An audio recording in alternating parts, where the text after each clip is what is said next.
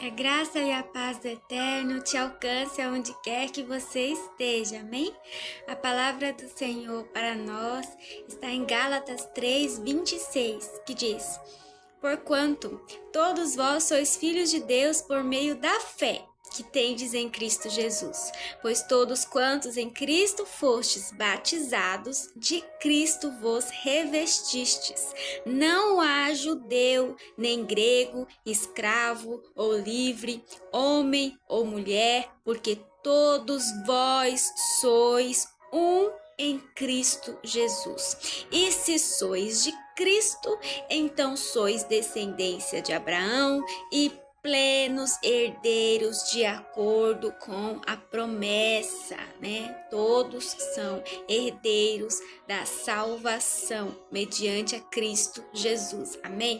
A mensagem que o Senhor tem para nós hoje, queridos, é que Ele está cansado das rixas entre as igrejas, da rixa entre os irmãos, né, sobre qual igreja que salva, né, como se a igreja, como se as doutrinas, como se o pastor, como se o bispo, como se o padre, como se, sabe, o líder ali fosse quem traria salvação para as nossas vidas, quando Deus deixa claro que o que nos salva é a nossa fé, a nossa conduta de fé, de vida para com Deus, e não uma denominação, amém? Ele está farto dessa briga, né, que existe hoje entre a igreja, que não é de hoje, na verdade, né, entre as igrejas, tá bom?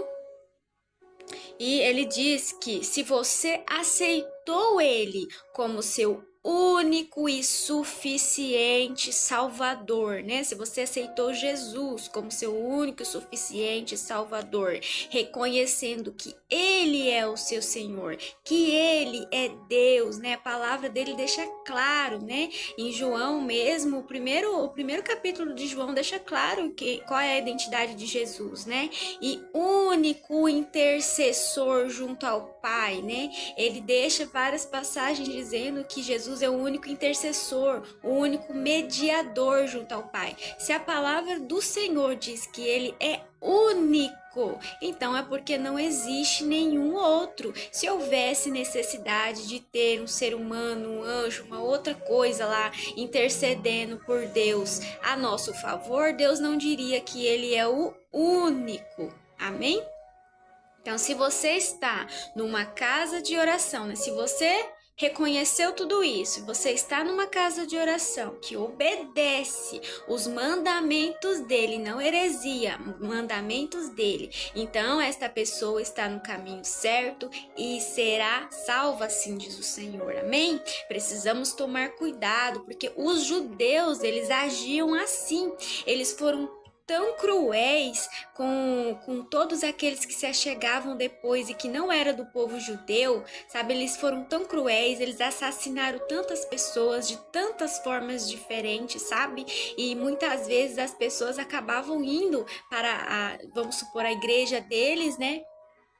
Para a religião deles por conta de acreditarem que realmente eles não teriam salvação se eles não fossem circuncidados, se eles não obedecessem aos usos e costumes dos judeus, né? Quando na verdade Deus deixou claro que a partir daquele momento do sacrifício dele, ele estenderia a salvação para todo aquele que nele cresce e obedecesse aos mandamentos dele. Amém?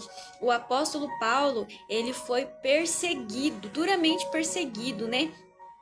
Mas antes aqui o Senhor fala assim, ó, que não é o nosso servir que nos salva, não é a placa da igreja que nos salva, tá bom? Não é sobre o nosso costume de não beber, de não comer determinada coisa, de não se vestir de determinada forma, de não falar de determinada forma que vai nos salvar. Isso já faz parte do cristão que reconhece Deus como seu Senhor, né? Porque quando ele lê o Novo Testamento, não só o Novo, toda a Bíblia, né? Mas principalmente o Novo Testamento, ele entende que essas práticas é um um desejo do Senhor para nós, né? Ele quer que nós nos vestamos com decência, que nós prestamos atenção quando falar, que nós prestamos atenção como agir, que nós prestemos atenção, né, na questão de como orar, de como andar com Ele, de como andar com o nosso próximo, né?